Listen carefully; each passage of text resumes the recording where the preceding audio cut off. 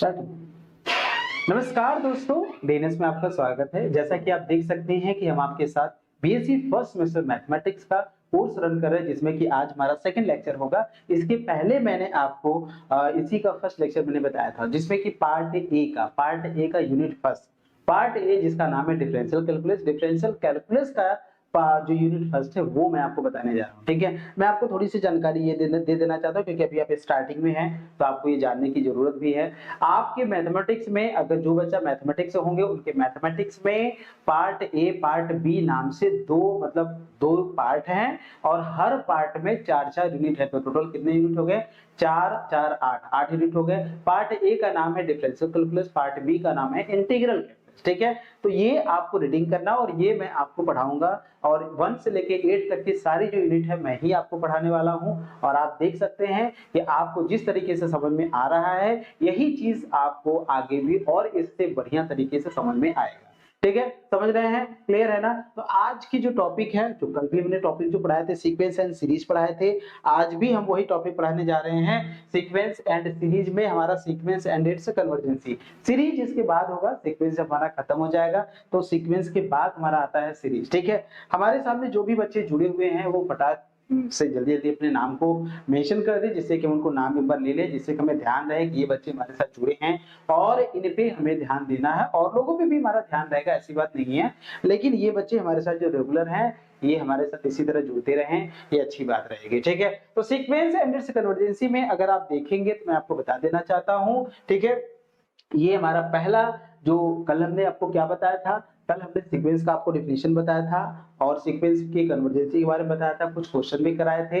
आज हम लोग क्या करेंगे, सीक्वेंस से कुछ थ्योरम होते हैं, उस थ्योरम को भी देखेंगे जो कि कन्वर्जेंस से रिलेटेड होगा, उसका हम लोग प्रूफ भी करेंगे। मे बी उसके प्रूफ जो होते हैं आपके एग्जाम में आते हैं। ठीक है, तो आइए शुरू करते हैं और उस पर हम लोग आगे बात करते हैं। देख सकते हैं पहला जो डेफिनेशन है आपके सामने क्या है, लिमिट ऑफ अ सीक्वेंस। कल हम लोगों ने जो बातें किया था, किसके बारे में बात किया था, वो हमने जो बातें किया था कन्वर्जेंस, मतलब कोई भी सीक्वेंस है उसके कन्वर्जेंसी के बारे में बात किया था। ठीक है, और सीक्वेंस किसे कहते हैं ये भी मैंने आपको बताया था। मैंने आपको बताया था कि सीक्वेंस होता है वो एक फंक्शन होता है। सीक्वेंस क्या होता है? फंक्शन होता है। ठीक है, जिसकी हेल्प से हम ये बता सकते हैं कि जो नेचुरल नंबर के जो एलिमेंट है किसी दूसरे सेट, और वो जो सेट होगा वो सबसेट होता है रियल नंबर का, उसके किस किस एलिमेंट पे कैसे कैसे मैप करेगा, ये हमको जो रूल होता है ये हमें सीक्वेंस से ही बताता है। क्या बताता है? सीक्वेंस से बताता है नेचुरल नंबर का कौन सा एलिमेंट, नेचुरल नंबर में क्या, नेचुरल नंबर मतलब क्या है, 1 2 3 4, ये किस पे मैप करेगा ये हमें कौन बताएगा, ये हमें सीक्वेंस से ही बताता है। ठीक है, उसी कॉन्सेप्ट में हम लोग देख सकते हैं लिमिट ऑफ अ सीक्वेंस। आज जो हम लोग सीखेंगे वो हम लोग क्या सीखेंगे, लिमिट ऑफ अ सीक्वेंस। तो लिमिट ऑफ अ सीक्वेंस होता क्या है, मैं अगर आपसे पूछूंगा कि लिमिट ऑफ अ सीक्वेंस बताइए तो होता क्या है, आपके सामने देखिए डेफिनेशन लिखा हुआ है, आप इसको रीडिंग करिए और देखिए आपको समझ में आएगा। ठीक है, आप देख सकते हैं कोई भी सीक्वेंस है, मैंने कल ही बताया था जब भी इस तरह का नोटेशन आपके सामने आएगा तो आप इसको सीक्वेंस का नोटेशन देंगे। किसका नोटेशन देंगे? सीक्वेंस का नोटेशन आप देंगे। ठीक है, तो आप देखिए सीक्वेंस है आपके सामने, सीक्वेंस है, एक्शन है, is set to tend to the limit L. और ये लिमिट ये नई बात नहीं है, लिमिट जब आप क्लास 11th में थे तो लिमिट कंटिन्यूटी डिफरेंशिएबिलिटी एक चैप्टर था, समझ रहे हैं, सीमा सततता और अवकलनीयता हिंदी में इसको बोलते हैं, तो वहां पे भी आपने लिमिट का कॉन्सेप्ट देखा था। ठीक है, लेकिन वहां क्या था, limit x tendings to a या फिर लिमिट h टेंडिंग्स टू 0, लेकिन यहाँ वहां पे क्या था कि x की वैल्यू बदलता रहता था, कभी 1 होता था तो कभी 2 की वैल्यू, कभी 3 होता था, मतलब limit x tendings to 1, limit x tending to 2। लेकिन यहाँ पे लिमिट की वैल्यू नहीं बदलेगा, मतलब लिमिट का मतलब क्या, यहाँ पे जो लिमिट n लेंगे, n टेंड करेगा वो हमेशा इंफिनिटी करेगा। ध्यान दीजिएगा, यहाँ जो लिमिट जो टेंड करेगा वो क्या करेगा, इंफिनिटी पे चेंज करेगा। ध्यान दीजिएगा, ये है देखिए लिमिट n टेंडिंग्स इंफिनिटी एक्शन, ये लिमिट n टेंडिंग्स इंफिनिटी एक्शन है। अब इसका डेफिनेशन मैं आपको पढ़ने जा रहा हूं, इसको आप ध्यान से देखिएगा। ठीक है, देखिए क्या बोला, a sequence x n is set to tend to the limit l। एक सीक्वेंस जो होता है वो l की तरफ टेंड करेगा। टेंड करने का मतलब क्या हुआ,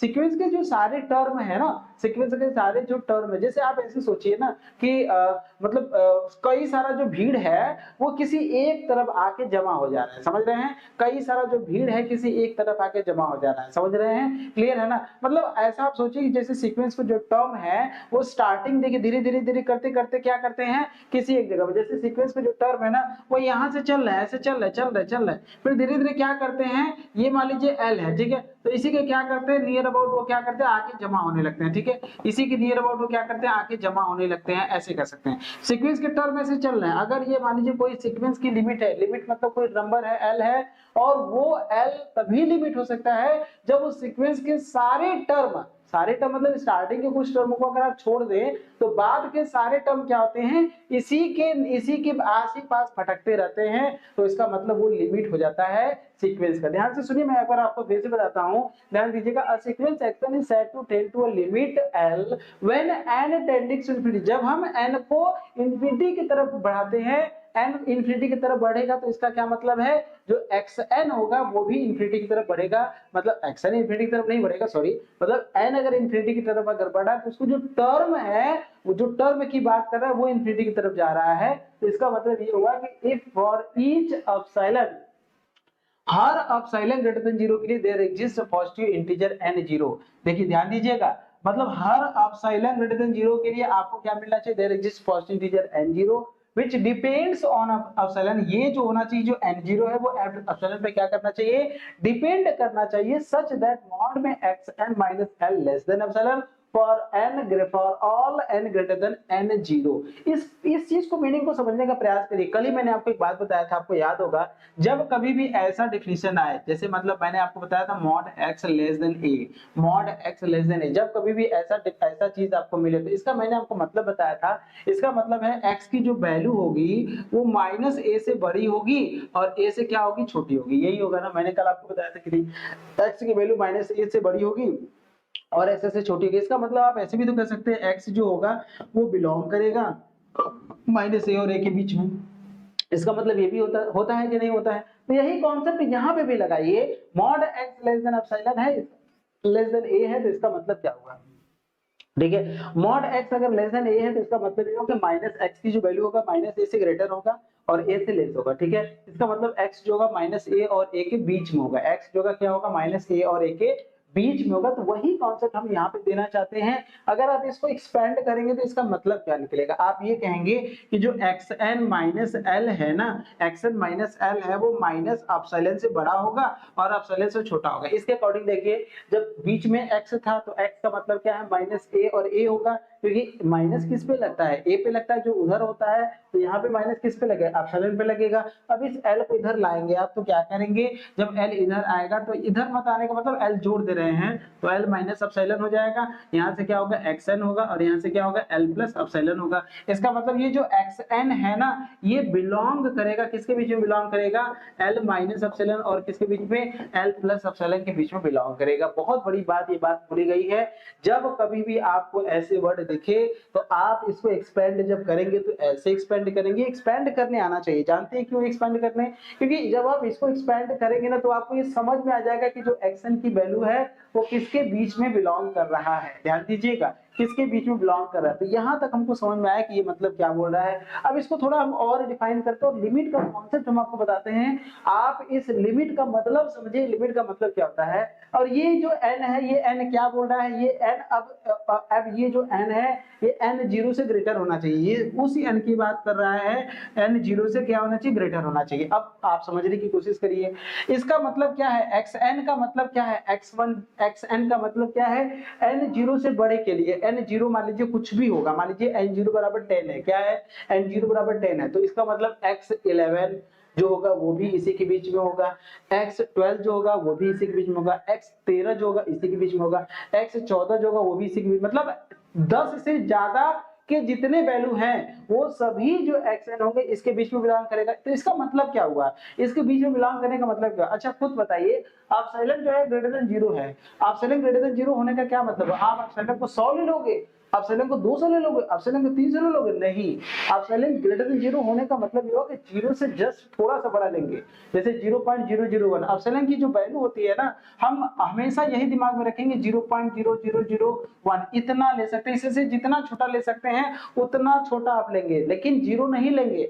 0 से बड़ा लेंगे। लेकिन इसका मतलब 0 से बड़ा का मतलब क्या है, 10 होता है, 20 होता है, 30 होता है, 40 होता है, क्या वो आप एप्सिलॉन ले लेंगे, ये नहीं होता। एप्सिलॉन का मतलब जीरो से बड़ा लेकिन जीरो के जस्ट पास में ही लेंगे, इससे भी छोटा आप ले सकते हैं। तो इस टाइप का एप्सिलॉन की वैल्यू आती है। मैं ये नहीं कहता हूं कि यही वैल्यू लेंगे, मैं आपको ये कह रहा हूं कि इसी तरह का वैल्यू एप्सिलॉन अपने दिमाग में बैठाया करिए, समझ रहे हैं। एप्सिलॉन की वैल्यू ग्रेटर देन जीरो, लेकिन वो क्या होता है, 0.01 हो सकता है, 0.02 हो सकता है, 0.002 हो सकता है, मतलब छोटा ही होता है, ये दिमाग में बैठाइए। एप्सिलॉन की वैल्यू इतना ही होगा, इससे ज्यादा नहीं होगा। अब आप ये कह रहे हैं कि ये जो x जो l है, ये l जो है वो इस सीक्वेंस की लिमिट है, तो l क्या है, एक रियल नंबर ही तो है। अब आप खुद सोचो कि जिस पॉइंट को आप, जिस रियल नंबर को आप लिमिट कह रहे हैं, उसमें से आप क्या कर रहे हो, एल घटा रहे हो, मतलब एप्सिलॉन घटा रहे हो, फिर एप्सिलॉन जोड़ भी रहे हो और इंटरवल बना रहे हो। मान लो कि एल की वैल्यू 5 है, कितना है, एल की वैल्यू कितना है, 5 है, मान ले रहे हैं, ठीक है।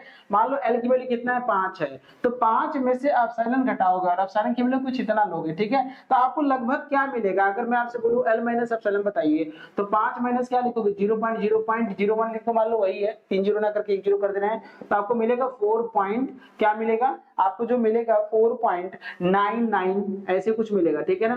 4 पॉइंट आपको मिलेगा, ठीक है, 10 में से 1 जाएगा, हाँ 9, ठीक है, 4.99 आपको यही मिलेगा, मान लीजिए ऐसा कुछ मिल गया आपको, समझ रहे हैं, आपको ये मिला, क्लियर है, आपको ये मिल गया।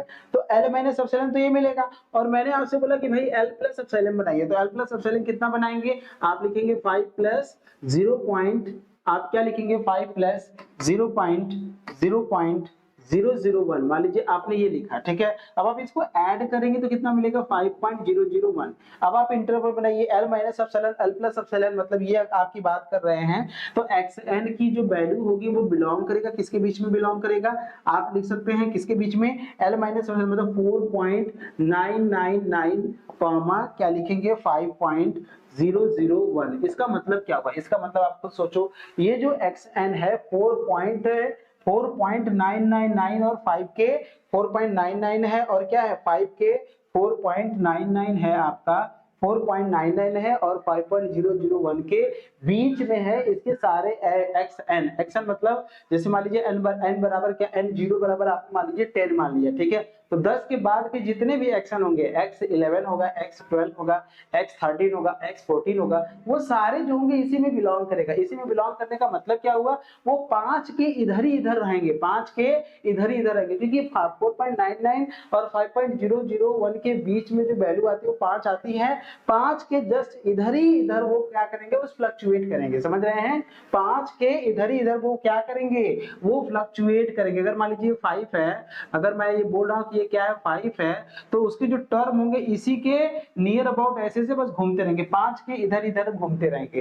तो अब देखिए मैं समझ पा रहा हूँ कि बहुत बच्चों को लिमिट इतना मैं इतना समय ले रहा हूँ आपको समझाने की कोशिश कर रहा हूँ कि वो समझ में आ रहा है कि नहीं आ रहा है, मुझे खुद नहीं पता है कि आपको समझ में आ रहा है कि नहीं आ रहा है, लेकिन मैं आपको समझाने की कोशिश कर रहा हूँ कि लिमिट का मतलब क्या होता है वो आप समझिए। जिस भी पॉइंट को लिमिट कह रहे हैं, सीक्वेंस का लिमिट है, इसका मतलब ये हुआ कुछ टर्म के बाद उसके जो सारे टर्म है ना, उस पॉइंट के आस-पास घूमते रहेंगे, समझ रहे हैं, उस पॉइंट के क्या करेंगे, आस-पास घूमते रहेंगे। ध्यान से सुनिएगा जो मैं आपको बता रहा हूँ, मैं आपको यही समझाने की कोशिश कर रहा हूं कि किसी भी पॉइंट को, किसी भी सीक्वेंस की लिमिट हम तभी कह सकते हैं जब क्या होगा कि उस टर्म के बाद सारे जो टर्म है वो इसी पॉइंट के इधर उधर क्या करते रहेंगे, घूमते रहेंगे, क्या होगा, घूमते रहेंगे। समझ रहे हैं, क्लियर है कि नहीं है, क्लियर है कि नहीं, तो उसको हम लोग क्या बोलते हैं, लिमिट ऑफ अ सीक्वेंस बोलते हैं, क्या बोलते हैं, लिमिट ऑफ अ सीक्वेंस बोलते हैं। आप डिफिनेशन पे आ जाइए, डिफिनेशन रट जाइएगा। और sequence x n is said to be said to the limit l when n tends to infinity, ठीक है। जब हम n को इन्फिनिटी पे टेंड कराते हैं उस सिचुएशन में फॉर ईच एप्सिलॉन,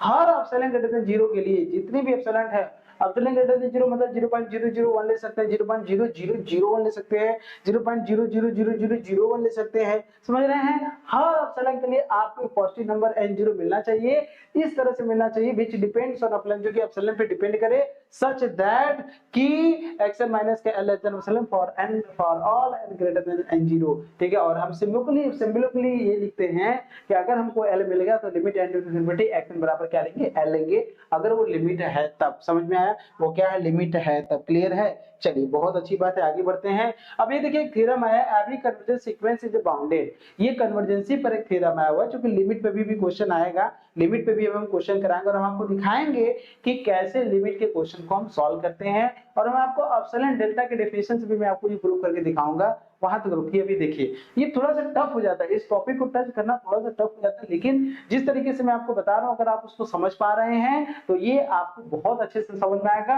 लिमिट की डेफिनेशन भी आपके सामने लिखा हुआ था और मैंने आपको उसको समझाने की कोशिश भी किया। अब ये देखिए आपके सामने क्वेश्चन है, every convergent sequence is bounded. जितने भी कन्वर्जेंट सीक्वेंस होते हैं वो सभी क्या होते हैं, बाउंडेड होते हैं। जैसे कल आपने कुछ सीक्वेंस उठाए होंगे वो कन्वर्जेंट रहे होंगे, जैसे समेशन में आप ले सकते हैं 1/n, मतलब सीक्वेंस में समेशन नहीं, सीक्वेंस में 1/n ले सकते हैं। क्या ले सकते हैं, सीक्वेंस 1/n। तो 1/n का लिमिट क्या, limit n tend to infinity करेंगे कहां जाएगा, 0। तो आप किसी भी सीक्वेंस को कन्वर्जेंट सीक्वेंस कब कहते हैं, जब limit n tend to infinity में फाइनाइट आ जाए। तो 1/n जो सीक्वेंस होता है वो क्या होता है, अगर मैं सीक्वेंस में मान लीजिए ले लिया, सीक्वेंस मैंने ले लिया 1/n और मैं इसका लिमिट ले रहा हूं, limit n tend to infinity, और मैं कर रहा हूं 1/n, तो क्या आ रहा है, 0 आ रहा है कि नहीं। तो इसका मतलब ये क्या हो जाएगा, दिस इंप्लाइज दैट ये कन्वर्जेंट हो जाएगा। क्या हो जाएगा, ये आपका कन्वर्जेंट सीक्वेंस हो जाएगा। ये कन्वर्जेंट हो गया, तो अगर ये कन्वर्जेंट है तो श्योर है ये बाउंडेड रहेगा, ठीक है। अगर सीक्वेंस हमारी कन्वर्जेंट है तो बाउंडेड रहेगा, but converse need not to be true. यहाँ पे कन्वर्स लिख लीजिएगा, but converse need not to be true. Converse का मतलब समझते हैं,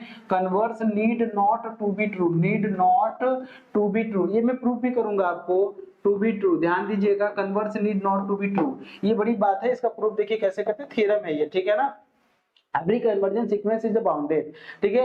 every convergent sequence is bounded. बेटा देखिए जो कुछ बच्चे हमारे साथ जुड़े हुए हैं लेकिन वो कुछ नाम हम नहीं आ तो गए सर, बीएससी का क्लास नहीं चलेगा, यूपी बोर्ड वाले का क्या होगा सर, जगदीश साहनी, ये बीएससी एजी का भी है sir. Hello sir, good evening. और सर थर्ड सेमेस्टर की भी वीडियो चलाइए। राधे राधे सर जी, पहचाने या नहीं, आयुष यादव। ये बीएससी मैथ का क्लास है, बिल्कुल ये बीएससी मैथ का क्लास है आयुष, ठीक है ना। आयुष बीएससी मैथ का क्लास है, हाँ बिल्कुल ठीक है। तो आयुष ये ध्यान रखिएगा, ये बीएससी मैथ की क्लास है। शिवांश पांडे आ गए हैं, बढ़िया, बहुत बढ़िया, शिवांश पांडे हैं, ठीक है। शुभम प्रजापति हैं और मोहम्मद जाकी हैं और अनामिका वर्मा हैं और ये जगदीश साहनी है, ठीक है। तो ये जो है मैं आपको बता देना चाहता हूँ, ये बीएससी मैथ एजी का क्लास नहीं है, मैथमेटिक्स बीएससी मैथ का क्लास है, ठीक है। इसका प्रूफ देखिए कैसे करेंगे, प्रूफ कैसे करेंगे, ध्यान से देखिएगा। Every convergent is a bounded sequence, ये आपके सामने है, आपको प्रूफ करना। तो कैसे प्रूव करेंगे, तो आप मान लेंगे कि let L be the limit of a sequence, ठीक है। Let L be the limit, let L be the limit of the sequence, let L be the limit of the sequence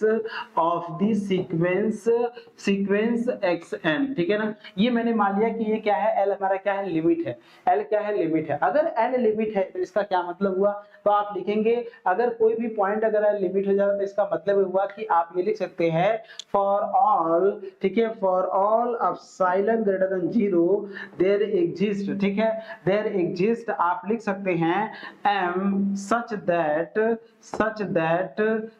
that mod में xn minus का l less than epsilon for all n greater than m। ये लिख सकते हैं कि नहीं लिख सकते हैं, फॉर ऑल मतलब अगर l, अभी तो मैंने जस्ट बताया, अभी तो मैंने बताया l अगर तो कोई लिमिट पॉइंट है किसी सीक्वेंस का, तो इसका मतलब ये हुआ कि for all epsilon greater than 0, जितनी भी एप्सिलॉन है हाँ वो सभी ग्रेटर देन 0 के लिए that exist m such that आप लिखेंगे मॉड में xn माइनस का l लेस देन ऑप्शन लिखेंगे तो for all n greater than m हो जाएगा, ठीक है। अब ये मान लिया आपने, तो इसका मतलब क्या हुआ, इसका मतलब ये हुआ, ठीक है।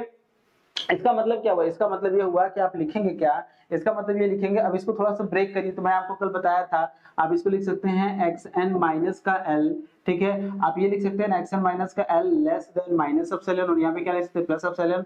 यहाँ से लिख सकते हैं l माइनस एप्सिलॉन, और यहाँ से क्या लिख सकते हैं, xn लिख सकते हैं। यहाँ से क्या लिख सकते हैं, l प्लस एप्सिलॉन लिख सकते हैं। और यहाँ पे ये मेंशन करेंगे for all n greater than m। इसका मतलब क्या है, xn वो सारे xn जो m से ग्रेटर है, वो सारे xn जो m से ग्रेटर है। इसका मतलब आप ये कहेंगे कि ठीक है, इसका मतलब क्या आप और कहेंगे आप, इसका मतलब ये कहेंगे आप, ठीक से ध्यान से देखिएगा, इसका मतलब आप ये कहेंगे, ठीक है, इसका मतलब आप ये कहेंगे कि फॉर, ठीक है, ऑल xn एक्सेप्ट, आप लिखेंगे ऑल xn एक्सेप्ट, कौन सा एक्सेप्ट कर रहे हैं, x1, x2 dot dot dot xm, ठीक है, ये सारे xm, ठीक है। आप सारे ऑल xn सारे xn एक्सेप्ट x1 टू से डाटा xm, ठीक है, बिलोंग्स टू लिखेंगे l माइनस एप्सिलॉन और फिर क्या लिखेंगे l प्लस एप्सिलॉन। इसके बीच में देखिए बिलोंग करता है, ठीक है, l माइनस एप्सिलॉन और l प्लस एप्सिलॉन के बीच में n greater than m, m का मतलब क्या है, m से बड़ा। तो मैंने मान लिया कि 1 से लेके m तक जितने भी हैं वो सभी क्या है, इसके बीच में नहीं होगा, लेकिन उसके बाद में सारे होंगे। बाउंडेड का मतलब क्या है, उसके सारे टर्म उसके बीच में आने चाहिए, लेकिन ये जो टर्म है x1 इसके बीच में नहीं आएगा, x2 इसके बीच में नहीं आएगा, x1 इसके बीच में नहीं आएगा। तो मुझे यही दिखाना है कि ये भी इसके बीच में आएगा, ठीक है, क्योंकि इसके बाद तो सारे इसमें आ रहे हैं, इसके बाद तो सारे आप ये नहीं लिखेंगे, इसका मतलब ये लिखेंगे ना कि xn जो है बिलोंग कर रहा है l माइनस एप्सिलॉन और l प्लस एप्सिलॉन, इसके बीच में तो बिलोंग कर रहा है for all n greater than m, m से जितने बड़े हैं उसके बीच में बिलोंग कर रहा है, लेकिन उसके पहले वाला जो एलिमेंट है वो नहीं बिलोंग कर, आपको ये दिखाना है। तो आप क्या करेंगे, आप लिखेंगे लेट करेंगे, ठीक है, आप लिखेंगे लेट लिखेंगे लेट, ठीक है, आप लिखेंगे क्या लिखेंगे लेट, ठीक है, लेट आप लिखेंगे, ठीक है, हाँ एम कैपिटल एम, यहाँ पे कैपिटल एम, यहाँ पे देखिए मैंने स्मॉल एम माना है, let capital M be the be the be the highest be the highest value be the highest be the highest value, ठीक है, बी द हाईएस्ट वैल्यू, ठीक है, बी द ग्रेटेस्ट वैल्यू या फिर highest value, ठीक है, B the highest value, ठीक है, किसमें आया, ठीक है, आप लिख सकते हैं मॉड में 2x1 माइनस एल, ये कर सकते हैं, x2 माइनस एल, ये कर सकते हैं, डॉट डॉट आप लिख सकते हैं xm माइनस एल, इसके बीच में मतलब x1 minus L, x2 minus L, dot dot xm minus L से जो सबसे जो बड़ा वैल्यू होता है मैंने मान लिया क्या है वो m है, ठीक है। तो m जो होगा इनका क्या होगा, मैक्सिमम होगा, इसमें जो सबसे बड़ा होता है।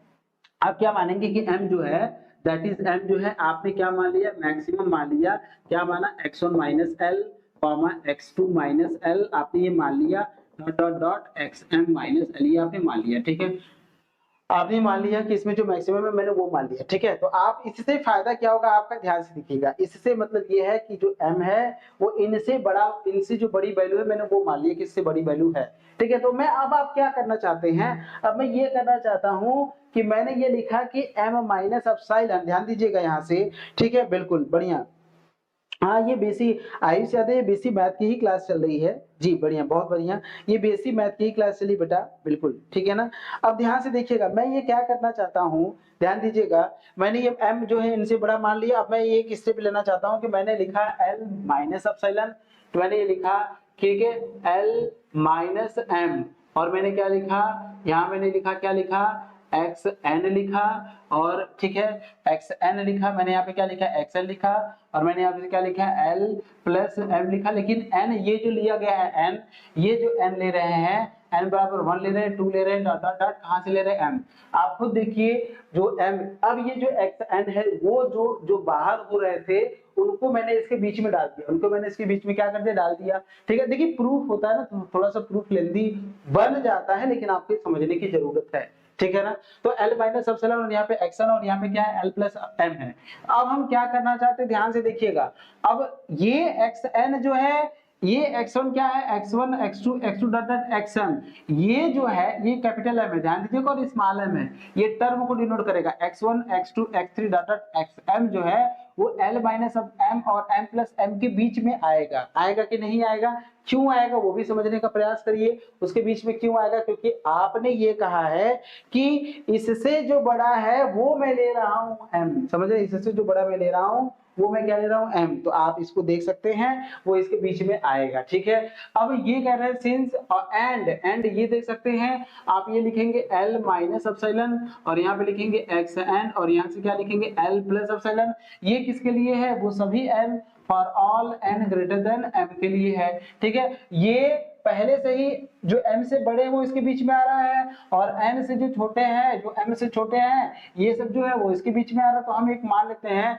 Late l minus m minus epsilon, l minus m minus epsilon ये इससे भी छोटा होगा और ये इससे भी छोटा होगा, इन दोनों से छोटा क्या होगा, l minus m minus epsilon with the smallest value, with the smallest value to the, with the smallest value to the किससे l माइनस, ठीक है, l minus L minus M and L minus epsilon, ठीक है, and, ठीक है, and L plus M plus epsilon with the largest value, ठीक है, with the largest value to the L plus M and L plus epsilon, इन दोनों से बड़े मैंने ले लिया, ठीक है। तो मैं ऐसे कह सकता हूं, मैं ऐसे भी तो कह सकता हूं, दिस इंप्लाइज दैट मैंने ये मान लिया कि L माइनस एम माइनस अपसिलन की जो वैल्यू है इसमें जो होगा ये सारे एक्शन आएंगे L प्लस एम प्लस अपसिलन, ठीक है, और यहाँ लिखेंगे फॉर ऑल एन, ठीक है, फॉर ऑल एन, ये सारे अब यहाँ पे क्या लेंगे, नेचुरल नंबर लेंगे, क्यों, क्योंकि यहाँ पे सारे एन जो है इसके बीच में आ जाएगा, this implies that X N जो लिखेंगे वो बिलोंग करेगा L minus M minus epsilon, L plus M plus epsilon के बीच में बिलोंग करेगा, this implies that X N is bounded sequence, देखिए इसके बीच में आ गया ना, और यहाँ लिखेंगे फॉर ऑल एन, ठीक है, एक्स एन इज बाउंडेड, क्या लिखेंगे, ये क्या लिखेंगे, बाउंडेड हो जाएगा, इज बाउंडेड सीक्वेंस हो जाएगा, ठीक है। तो अगर कन्वर्जेंट है तो बाउंडेड हो जाएगा, ये आपने प्रूव कर दिया, ठीक है। अगर सीक्वेंस हमारे कन्वर्जेंट है तो बाउंडेड हो जाएगा, but converse need not to be true, तो कन्वर्स के लिए क्या लेंगे, काउंटर एग्जांपल लेंगे, ठीक है, but converse need not to be true, यहां लिख लीजिएगा, but converse need not to be true, converse need not to be true, need not to be true, converse जो होगा वो ट्रू नहीं होगा, क्यों नहीं होगा उसके बारे में हम आपसे बात कर लेना चाहते हैं। Converse need not to be true, हम इसलिए ट्रू क्यों नहीं है, क्योंकि मैं अगले पेज पे ले रहा हूं काउंटर एग्जांपल लेट, जब भी ट्रू नहीं होता तो आप काउंटर एग्जांपल लेंगे, एक्सेल की वैल्यू क्या ले लिया, -1 की पावर n ले लिया, क्या ले लिया, -1 की पावर n ले लिया, क्लियर है, -1 की पावर n ले लिया, बिल्कुल ठीक है, समझ रहे हैं,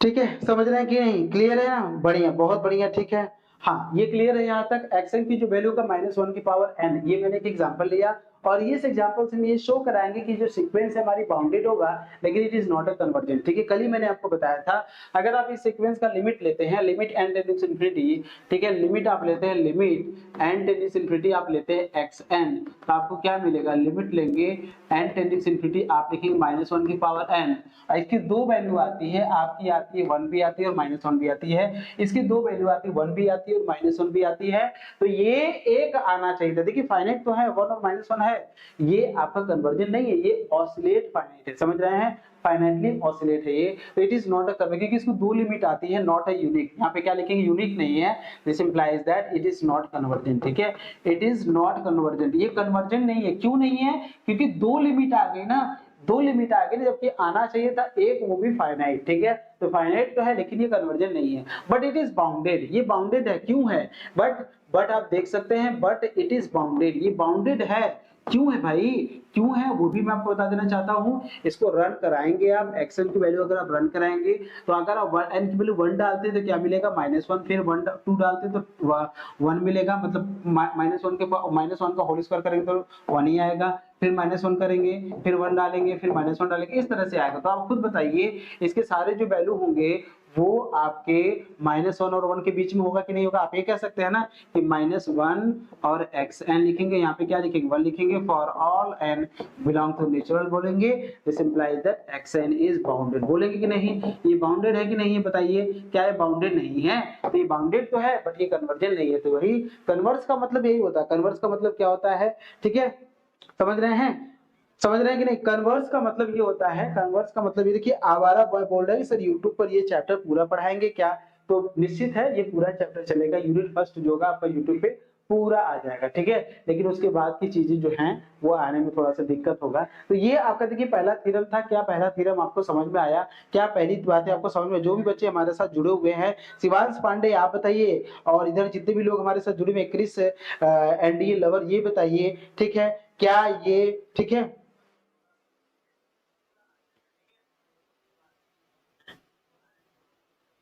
ठीक है, समझ रहे हैं कि नहीं, क्लियर है, ये जितनी भी मैंने बताया, क्या ये आपको क्लियर है, क्या ये चीजें समझ में आया है आपको, क्या ये बातें क्लियर है? जो ये बातें मैंने आपको बताया, क्या पहला थ्योरम आपको समझ में आया? आप कर लेंगे जो पहली थ्योरम की जो बातें हैं उसकी सारी चीजें आप समझ सकते हैं। एबनिक कन्वर्जेंट सीक्वेंसेस, जितने भी कन्वर्जेंट सीक्वेंस होते हैं और इनका यूज भी करना सीखिए। जितने भी कन्वर्जेंट सीक्वेंस होते हैं बाउंडेड होते हैं, ठीक है। जितने भी कन्वर्जेंट सीक्वेंस होते हैं वो क्या होते हैं? बाउंडेड सीक्वेंस होते हैं। But converse need not to be true, ये भी मैंने आपको करा दी। एक थ्योरम और है, इसका प्रूफ, उसका प्रूफ हम नहीं कराएंगे, बस आपको देख लीजिए।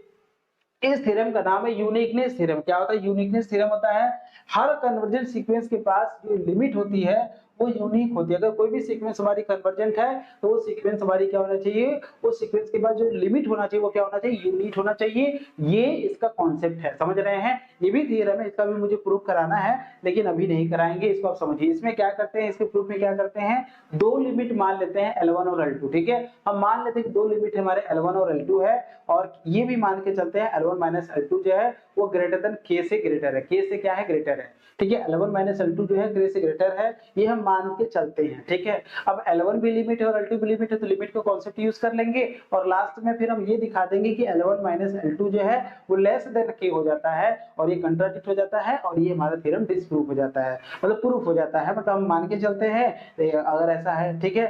तो कर भी सकते हैं, अगर आप कहें तो कर ले, अगर आप पेशेंस बनाए तो। जी सर, किस बुक से पढ़ा रहे हैं? शिवांश पांडे बोल रहे हैं। कोई भी नॉर्मल बुक ले लीजिए, जो भी आपके आसपास कोई भी बुक हो उस नॉर्मल बुक से आप पढ़ सकते हैं। कोई भी नॉर्मल बुक ले लीजिए, सभी बुक में ये सब थ्योरम होता है। आइए इसका प्रूफ भी कर देते हैं। यूनिकनेस थ्योरम में हम लेट, ठीक है, इसका देखिए प्रूफ भी कर लेते हैं।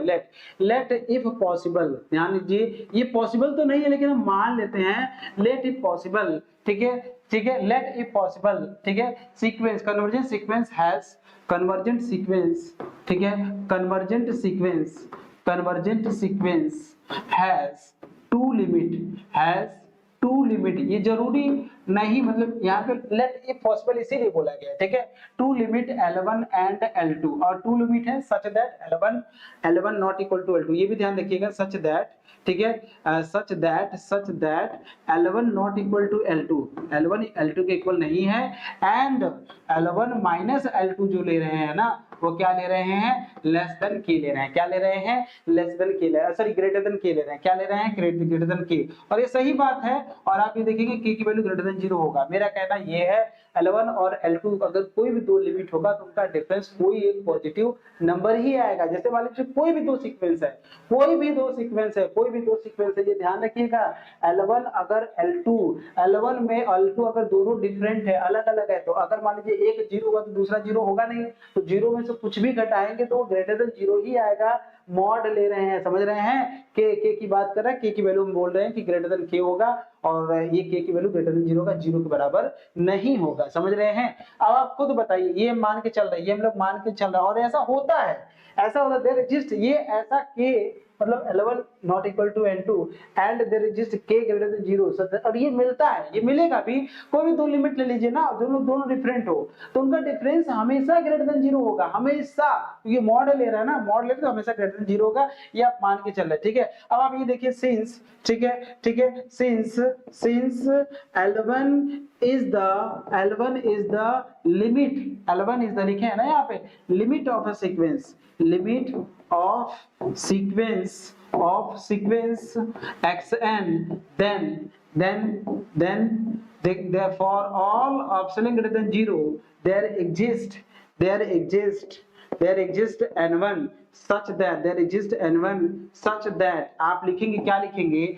मॉड में xn, ठीक है, माइनस क्या लिखेंगे? L1 लिखेंगे और लेस देन लिखेंगे, क्या लिखेंगे? लेस देन आप लिखेंगे, क्या लिखेंगे भाई? आप लिखेंगे k/2, क्या लिखेंगे?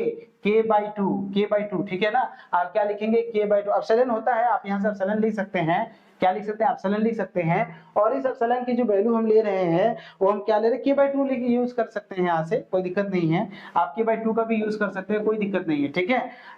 यहाँ पे ये भी यूज कर सकते हैं for all epsilon greater than 0 आप। और इस एप्सिलॉन की जो वैल्यू होगा ना, यहाँ पे मेंशन भी कर दीजिए, ये जो एप्सिलॉन की वैल्यू ग्रेटर देन 0 होगा। और ये भी मैं कहना चाहता हूँ, ये जो एप्सिलॉन की जो वैल्यू है वो ग्रेटर देन 0 है, लेकिन ये जो एप्सिलॉन की जो वैल्यू है, ध्यान दीजिएगा, हम ये लेना चाहते हैं, ये जो एप्सिलॉन की जो वैल्यू है, ठीक है, आप ले रहे हैं यहाँ पे, जैसे यहाँ पे क्या लिखते हैं? एप्सिलॉन ही लिखते हैं, ठीक है। आप क्या लिखते हैं यहाँ पे, एप्सिलॉन ही तो लिखते हैं, ठीक है।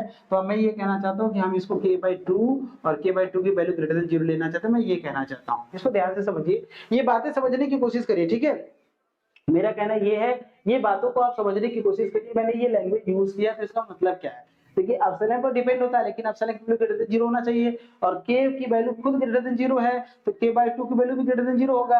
यहाँ जो हम एप्सिलॉन लिखते हैं उसको हम क्या ले रहे हैं, k/2 लेके चल रहे हैं। क्या लेके चल रहे हैं, k/2, क्योंकि हमें डिस्प्रूव कराना है ना, ये डिस्प्रूफ ही तो कराना है। तो डिस्प्रूफ कैसे होगा वो आप दिमाग में बैठा के चलिए, ठीक है। अगेन आप ये कहते हैं, अगेन क्या कह रहे हैं, अगेन कर रहे हैं L2 is the limit point, L2 is the limit of the sequence जो ले रहे हैं xn ले रहे हैं।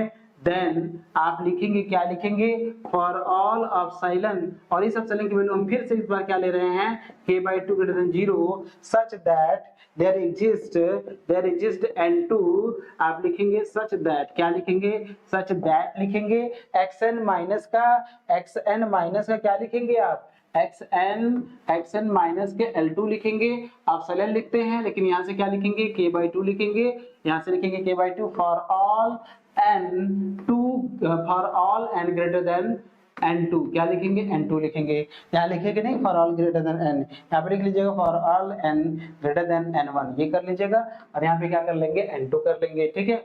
अब यहाँ से ये लेके चल रहे हैं हम, ठीक है। अब हम लेट कर लेते हैं, लेट कर ले रहे हैं क्या, n1 n0 वो माने तो n0 मान ले रहे हैं, क्या ले रहे हैं, मैक्सिमम ले रहे हैं, ठीक है। इन दोनों में जो मैक्सिमम है, समझ रहे हैं, इन दोनों में क्या है, जो मैक्सिमम है हमारा n, ठीक है। हम इन दोनों में जो मैक्सिमम है हमारा n1 और n2, ठीक है ना, n1 और n2। n1 क्या है, n1 क्या है, आप ध्यान से देख सकते हैं n1 क्या है, मैंने यहाँ पे माना क्या है, n1 वो n जो n1 से ग्रेटर है, और ये n जो है n2 से ग्रेटर है। तो जो दोनों में मैक्सिमम है वो मैं ले रहा हूँ, तो दोनों में मैक्सिमम मैं क्या ले रहा हूँ, ठीक है। तो मैक्सिमम जो मैंने टर्म लिया है वो मैंने क्या ले लिया, n0। अब मैं लिखने जा रहा हूं, तो हम क्या लिखेंगे, हम ये 0 लिखेंगे कि मॉड में जो xn माइनस का L1 है वो k/2 जो आप बोल रहे हैं for all n greater than n0 आप कहेंगे n0, एंड ये भी बोलेंगे मॉड में xn माइनस का L2 लेस देन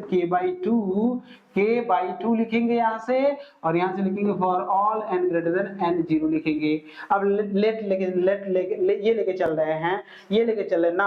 नाउ हम देखिए ये लेके चल रहे हैं, ठीक है, L1 माइनस L2 ये लेके चल रहे हैं। आप इसको ऐसे लिख सकते हैं, मॉड में आप क्या लिख सकते हैं, आप लिख सकते हैं L1, ठीक है, L1 माइनस का आप लिख सकते हैं xn प्लस xn माइनस का L2 लिख सकते हैं कि नहीं लिख सकते हैं। अब आप इसको ऐसे लिख सकते हैं मॉड में, ठीक है, आप इसको ऐसे लिख सकते हैं ग्रेटर आर इक्वल टू, क्योंकि मॉड को जब आप अलग करेंगे यहाँ से, ठीक है, हाँ यही किया है ना जी, हाँ L1 माइनस L2 मेरे ख्याल से ये लिया होगा, ठीक है, हाँ बिल्कुल बढ़िया है, सही है। इसको देखिए हम ऐसे लिख सकते हैं, यहाँ से हम इसको ऐसे लिख सकते हैं मॉड में, ठीक है, xn, ठीक है, माइनस का L1 में ये करना चाहता हूँ, यहाँ से मैंने ये लिखा, ठीक है, और फिर माइनस मैंने लिखा यहाँ से, ठीक है, हाँ मैंने ये लिख लिया यहाँ से, ठीक है। L1 माइनस L2 लेना है, मतलब xn को जोड़े हैं, xn को घटाए हैं, यहाँ पे कुछ किए नहीं है। यहाँ पे मैंने क्या किया है, xn को जोड़ा है और xn को घटाया। देखिए L1 माइनस L2 था यहाँ पे, था ना, तो इसमें मैंने क्या किया, xn को जोड़ा है और xn को घटाया है यहाँ पे। अब मैं क्या करना चाहता हूँ, इस xn के साथ मैंने क्या कर लिया, माइनस को कॉमन ले लिया, और यहाँ से मैं क्या करना चाहता हूँ, यहाँ से मैं ये करना चाहता हूँ, देखिए मैंने इसको क्या किया है, ठीक है, यहाँ से आप ये कह सकते हैं, ठीक है ना, बिल्कुल यहाँ से आप ये कह सकते हैं, ठीक है, यहाँ से आप ये कह सकते हैं कि देखिए इसको मैं ऐसे लिखना चाहता हूँ, थोड़ा समझने की कोशिश करिए इसको। यहाँ से माइनस आप कॉमन ले लीजिएगा, तो xn माइनस का L1 होगा, प्लस क्या मिलेगा यहाँ से, xn माइनस का क्या होगा, L2 होगा, यहाँ से होगा कि नहीं, पहले आप खुद बताइए। जैसे L1 माइनस L2 लेके चल रहे हैं, ठीक है, L1 माइनस L2 में लेके चल रहा, और बीच में मैंने क्या जोड़ दिया, xn को जोड़ा, xn को घटाया, कर सकते हैं, घटाने जोड़ने से कोई फर्क नहीं पड़ेगा।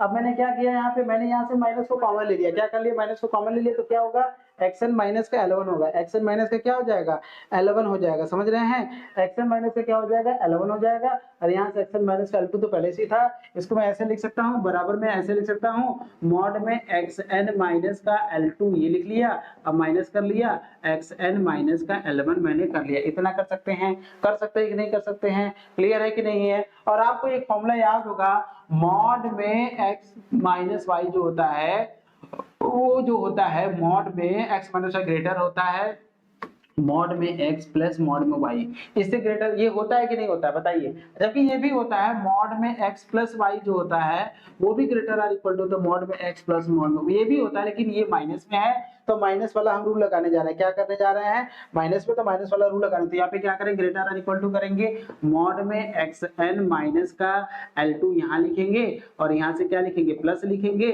मॉड में xn माइनस का L1 यहाँ लिखेंगे। ये बातें आपको क्लियर है कि नहीं है बताइए।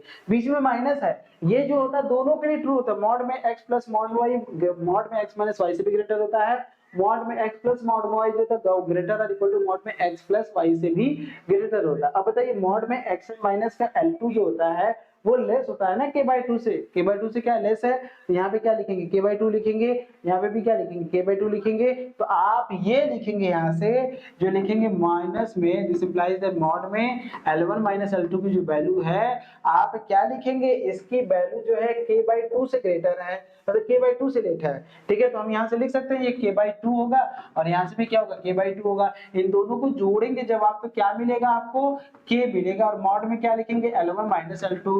और स्टार्टिंग में आप क्या लेके चले हैं, आप ये मान के चले कि L1 minus L2 value greater than k है, ठीक है। तो it is contradiction, it is contradiction, it is contradiction, ये कंट्राडिक्शन है कि नहीं ये बताइए। आप ये स्टार्टिंग में मान के चल रहे हैं, मान के चल रहे हैं कि L1 minus L2 value greater than k है, और प्रूफ होके क्या आ रहा है, L1 minus L2 value less than k आ रहा है। तो इसका मतलब ये कंट्राडिक्शन है कि नहीं बताइए, कंट्राडिक्शन है। इसका मतलब हमने जो माना है वो हमने गलत माना है, जो हमने सपोज किया है इफ पॉसिबल हमने माना है, लेट इफ पॉसिबल, तो हमने जो माना है वो गलत माना है।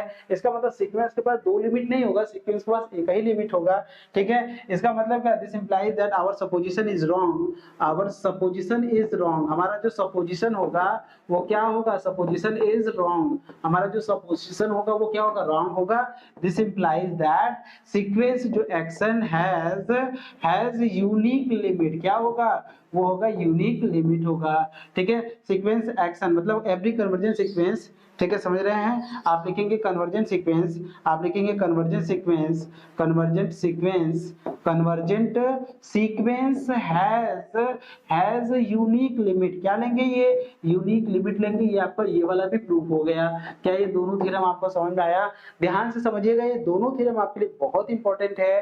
क्या ये आपको क्लियर हुआ, क्या ये थ्योरम आपको समझ में आया, मुझे जल्दी से बताइए। समझ में नहीं आया तो किस जगह पे समझ में नहीं आया वो बताइए। आप समझ रहे हैं, ये समझना, एक दो बार प्रैक्टिस करेंगे तो अपने आप ये हो जाएगा। समझ में आया तो जल्दी से शिवांश पांडे आप बताइए, और कृष्ण एनडी लबर आप बताइए, और आवारा जो है वो बताइए, मोहम्मद जाकी ये बताइए। जितने भी बच्चे हमारे साथ जुड़े हैं वो सभी लोग हमको बताएं कि क्या ये समझ में आया उनको। आइए अगले क्वेश्चन की तरफ बढ़ते हैं। तो the sequence action 3n upon n has the limit 3, इस सीक्वेंस के पास देखिए, ध्यान से देखिएगा, इसकी लिमिट हमको शो करा रहा है कि 3 है। इसका लिमिट का मतलब क्या हो, लिमिट का मतलब दो तरीके से होता है, या तो मॉड में action minus L less than epsilon, इसको हम एप्सिलॉन से भी प्रूव कर सकते हैं, और या तो फिर हम limit n tends to infinity x n ले और वो आपका 3 आना चाहिए। तो आइए देखिए सीक्वेंस आपके सामने है, ध्यान दीजिएगा, बहुत ही सिंपल है, सारे क्वेश्चन बहुत ही सिंपल हो जाते हैं। लिमिट लिखेंगे, लिमिट लिखेंगे एन टेंडिंग टू इनफिनिटी, क्या लिखेंगे, एन टेंडिंग टू इनफिनिटी, यहाँ लिखेंगे एक्शन, तो यहाँ लिखेंगे limit n tending to infinity लिखेंगे, एक्शन की जगह पे क्या लिखेंगे, आप लिखेंगे 3n अपॉन n प्लस 5, और यहाँ लिखेंगे n की पावर हाफ लिखेंगे। n की पावर हाफ का मतलब समझते हैं, n की पावर हाफ का मतलब करड़ी में n, क्या लिखते हैं, करड़ी में n, स्क्वायर रूट में n लिखेंगे, ठीक है। अब हम क्या करना चाहते हैं, ऊपर से n, नीचे से n कॉमन लेना चाहते हैं। आइए कॉमन लेते हैं, जैसे ही मैं नीचे से n कॉमन लूंगा, हमेशा ध्यान रखिएगा डायरेक्ट इनफिनिटी रखेंगे ना, अगर यहाँ पे डायरेक्ट आप इनफिनिटी रखते तो यहाँ पे इनफिनिटी होगा, यहाँ पे क्या होगा, इनफिनिटी हो जाएगा, इनफिनिटी बाय इनफिनिटी का फॉर्म हो जाएगा। तो इनफिनिटी बाय इनफिनिटी का फॉर्म नहीं बनना चाहिए, इसलिए हम डायरेक्ट नहीं रख रहे हैं। तो इस सिचुएशन को हमें सॉल्व करने के लिए हम ऊपर से भी n और नीचे से भी n कोशिश करते हैं कॉमन ले। ऊपर n है ना, तो यहाँ से देखिए जब हम n कॉमन लेंगे तो यहाँ पे 1 मिलेगा, यहाँ से n कॉमन लेंगे तो 5 अपॉन रूट में n हो जाएगा। क्लियर है? ये हो जाएगा कि नहीं हो जाएगा? n से n काट दीजिएगा। जैसे ही अब आप देखिए बचेगा यहाँ से लिमिट n टू सिंपलिटी, यहाँ से 3 बटेगा 1 प्लस 5 बटे क्या मिलेगा? रूट n मिलेगा। अब अगर आप इन्फिनिटी डालते हैं, अगर आप इन्फिनिटी डालते हैं यहाँ पे, तो आप जब इन्फिनिटी डालेंगे तो देखिए कहाँ है n, n की जगह पे ही इन्फिनिटी डालेंगे, हर जगह थोड़ा इन्फिनिटी डाल देंगे। तो n देखिए क्या है? 3 अपॉन 1 प्लस 5 बाई इन्फिनिटी डालेंगे तो 5 बाई इन्फिनिटी 0 हो जाएगा ये, तो यहाँ पे 3 बाई 1 हो जाएगा। तो 3 बाई 1 को क्या बोलते हैं? 3 ही तो बोलते हैं। समझ में आया?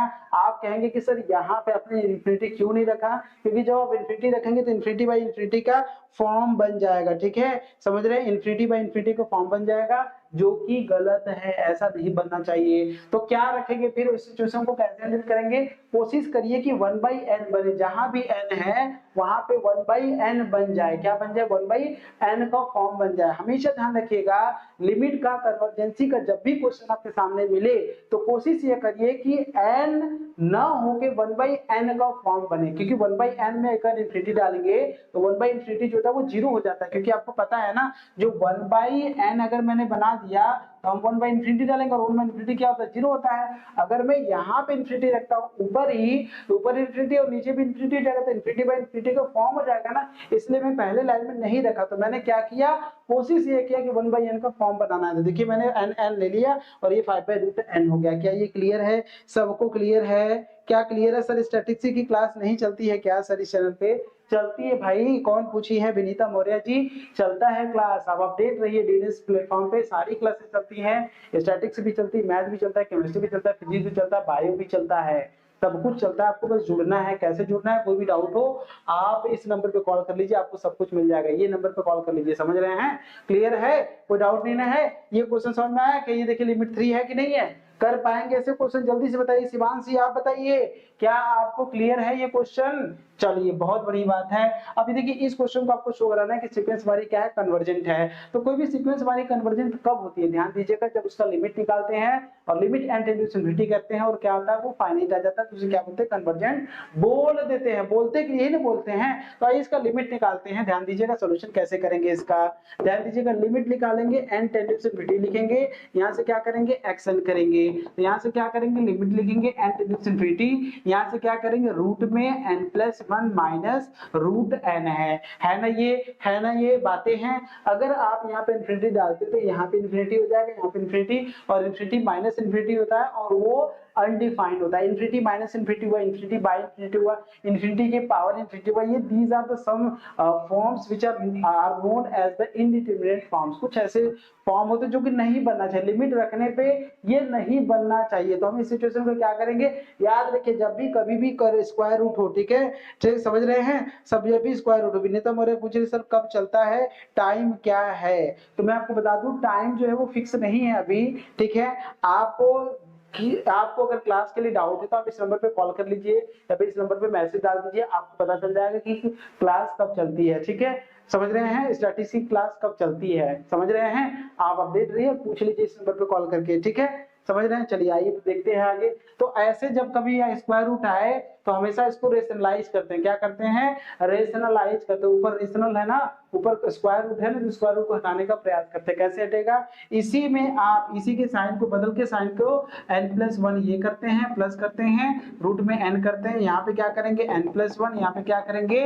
Plus n। देखिए साइन को चेंज करके ऊपर नीचे मल्टीप्लाई कर दिया। और आप कर सकते हैं, देखिए इसको काट देंगे तो कट के फिर बराबर उतना ही आ जाएगा जितना था। इसको मल्टीप्लाई करने से कोई चेंजेस नहीं होता है, मैं ये कहना चाहता हूँ। देखिए ये जो चीजें हैं आपको जो दिख रहा है, ये देखिए a माइनस बी और a प्लस बी है, तो आप इसको ऐसे लिख सकते हैं, लिमिट n इंटू सिमिट्री। इसको लिख सकते हैं रूट में n+1 का होल स्क्वायर माइनस में रूट में n का होल स्क्वायर बटे क्या लिख सकते हैं? रूट में n+1 प्लस रूट में क्या लिख सकते हैं? n लिख सकते हैं। ऊपर वाले को अगर आप सॉल्व करेंगे तो देखिए क्या हो जाएगा, यहाँ से आप देखिए क्या मिलेगा? रूट में लिमिट n टू सिमिट्री मिलेगा। यहाँ देखिए आपको क्या मिलेगा?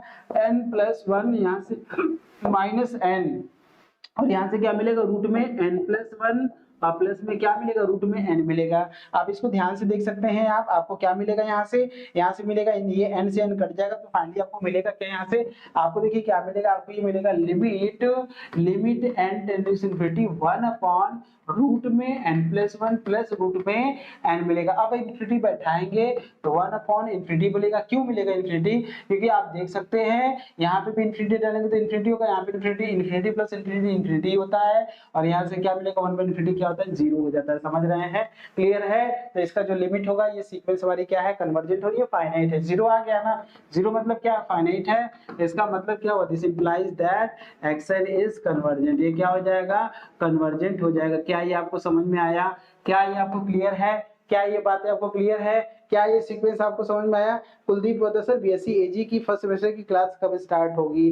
बेटा जो भी किसी को डाउट हो रहा है, मैं आपको बता रहा हूँ सभी की क्लासेस स्टार्ट हो गई हैं। अगर आपको जो भी डाउट होगा आप इस नंबर पर कॉल करके पूछ लीजिए, यहाँ से आपको सब कुछ पता चल जाएगा किसकी क्लासेस कब होती है। बेटा देखिए हम लोग मैथमेटिक्स में हैं, अब सब कौन सी क्लासेस कब चलती हैं, क्या कितने बजे चलती हैं, ये हमको कैसे पता रहेगा। जो भी यहाँ का जो मैनेजमेंट है वो ना आपको बताएगा, वो ना बताएगा कि किसकी क्लासेस। हम तो अपने ही क्लासेस को लेके हमें अपनी ही तैयारी करनी होती है, हम तो अपने लिए न जानेंगे कि मैथमेटिक्स की क्लासेस कब लग रही हैं, ठीक है।